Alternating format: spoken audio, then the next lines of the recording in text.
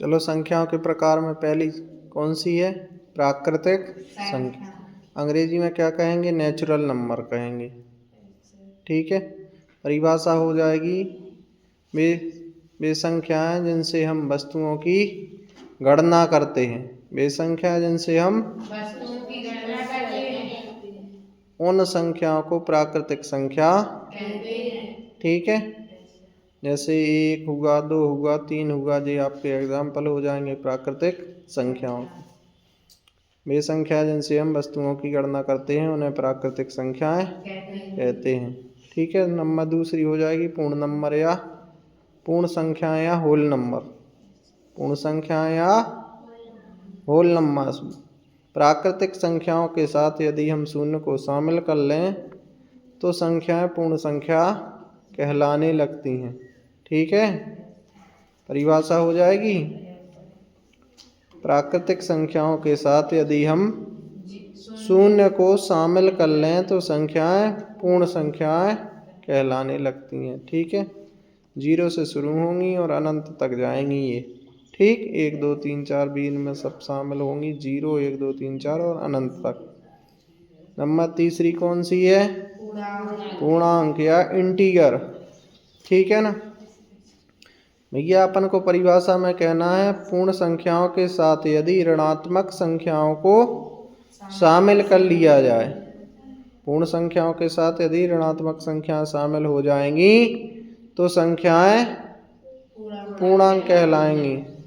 ये हमारी शुरू होती हैं माइनस अनंत से और प्लस अनंत तक जाती हैं। माइनस अनंत से चले आए हम -3 -2 -1 0 1 2 3 और प्लस अनंत तक होती हैं ये। ठीक है। अब चूंकि इनमें ऋण संख्या शामिल है तो ऋण पूर्णांक कहलाएंगी। यदि धन होंगी तो धन पूर्णांक कहलाएंगी। ठीक है ना। तो पूर्णांक हमारे दो प्रकार के हो गए, एक तो ऋण पूर्णांक और दूसरे धन पूर्णांक। ठीक है।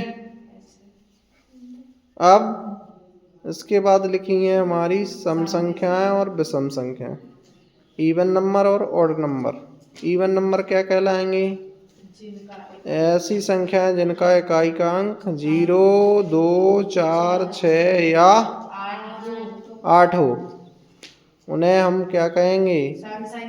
सम संख्याएं कहेंगे। ठीक है। ये संख्याएं 2 से विभाज्य होती हैं।